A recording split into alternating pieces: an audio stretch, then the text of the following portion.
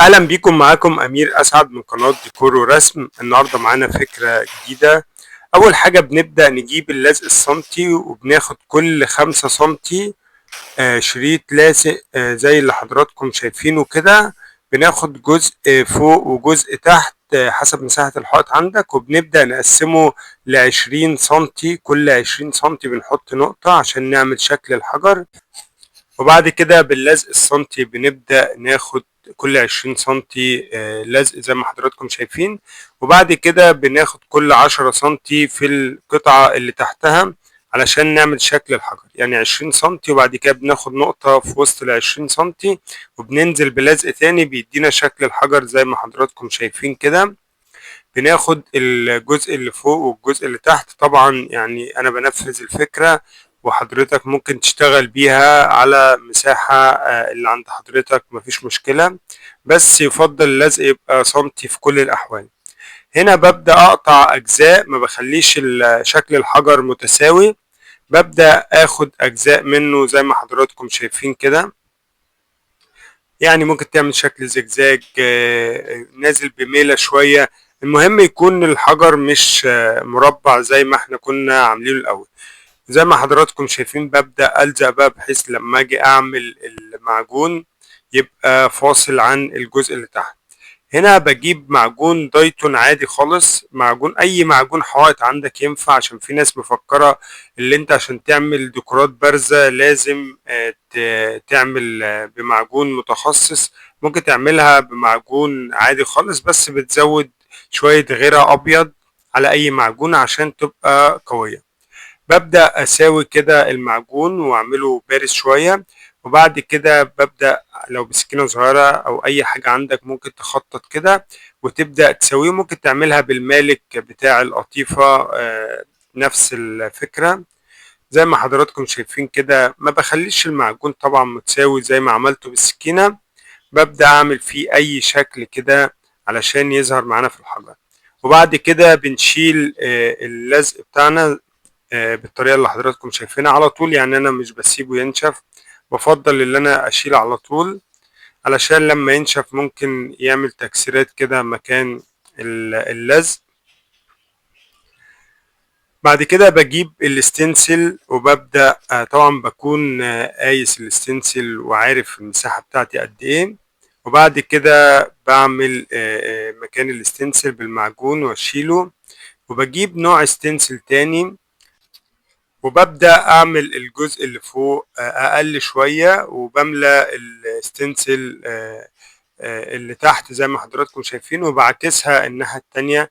بخلي الأكتر فوق ومن تحت على مفيش، بس اللي تدينا شكل كويس كده للحائط. بجيب قطعة سفنج وببدأ أقطعها بإيدي كده زي ما حضراتكم شايفين، وببدأ أوزع المعجون. الستنسل ده موجود في العتبة في الرواعي من شركة الندى، طبعا شركة معروفة. لو انت احترت او مش عارف المكان بالظبط قولي وانا في كومنت وانا ابعت المكان بالتفصيل. زي ما حضراتكم شايفين كده ببدأ اساوي المعجون اللي عملته البارز الصغير عشان ما اسيبش اي حاجة، يعني ما اسيبش اي حاجة في الحائط تكون حائط متساوي. هنا بجيب دهان بلاستيك مطفي يكون اسود، طبعا بلاستيك مائي. ببدأ أصنفر بعد الجفاف، طبعا أنا سبتها 24 ساعة. وبعد كده برجع أشتغل عليها صنفرة، وبجيب اللون الأسود البلاستيك المطفي وببدأ أدهن الجزء كله. طبعا وانت بتدهن ممكن حاجة تقع منك على الجزء اللي في النص أو حاجة بسيطة تنزل في التحديد، مفيش مشكلة، لأن انت لسه هتخلص الجزء اللي في النص دوت هتعمله لون تاني. بس انت يفضل يعني اللي انت تعمل الاسود الاول عشان ما يوقعش على الجزء اللي في المنتصف ده. بتبدأ تدهن وش زي ما حضراتكم شايفين كده. تبدأ تدهن وش او وشين حسب ما الجزء يتظبط معاك. طبعا يكون دهان بلاستيك. انت بتجيب فيه دهان جاهز بيبقى من شركة باكين 3 سبعات. افضل ما انت تدوره على ايدك، لان انت لو دورته هيبقى الصبغه كتيره فيه ومش هيبقى قوي. بنجيب دهان بلاستيك مطفي وبنبدا نديله لون بريز. اللون ده جاهز بيتباع جاهز، بنعمله لون البريز. طبعا اول يعني وش بتديله بلاستيك مطفي، والوش التاني بتديله نفس اللون بس بلاستيك نص لامع. طبعا الافضل اللي انت تدهن الاول بلاستيك مطفي، لان انت لو دهنت بلاستيك نص لامع ممكن يقشر مع الوقت. هنا بنبدأ ندهن الجزء كله زي ما حضراتكم شايفين، ممكن تدهنه برولة او بفرشة مفيش مشكلة. بتبدأ بعد ما دهنت طبعا بتسيبه ينشف ساعة، وبعد كده بتجيب بنفس الدرجة بس دهان مائي بلاستيك نص لامع أو ربع لامع، المهم يبقى فيه أي لمعة، وبتبدأ تدهن وش تاني زي ما حضراتكم شايفين. طبعا نفس اللون أو لون أغمق درجة أفتح درجة مش هتفرق، المهم يبقى اللون بريز. بعد كده بنسيب ينشف الحائط وبنجيب مادة الجليز، مادة مخصصة للديكور، وبنديها لون اسود وكم نقطة من لون البريز اللي احنا اشتغلنا عليه، وبنبدأ نديها شوية نفض نخف الخامة شوية. مادة الجليز بطيئة الجفاف، مادة زيتية، وطبعا بتقدر تشكل بيها ديكورات كتيرة.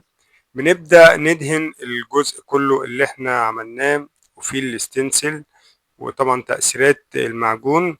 بنبدأ ندهن الجزء كله زي ما حضراتكم شايفين كده.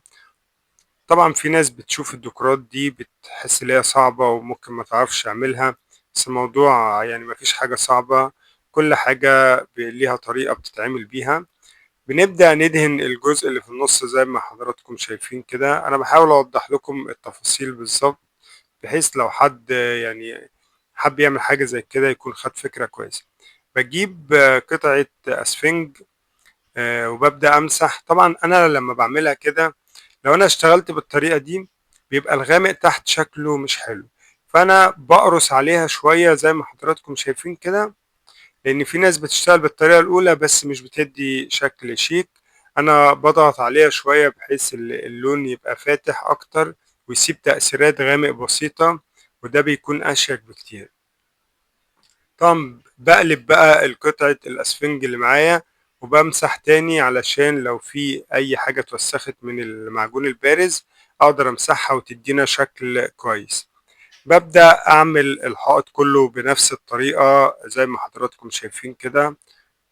طبعا بتضغط على قطعة السفنجة اللي معاك بحيث اللي هي تشيل أغلبية اللون وبتديك تأثيرات بسيطة. كل المعجون البارز بيديك شكل، طبعا شكله بيبقى شيك جدا، ومهم اللي انت تركز في الألوان وانت وشغال، اللون بيفرق جدا في الشغل. انت ممكن تعمل حائط ويكون ألوانه مش حلوة، الشكل طبعا مش هيبقى حلو.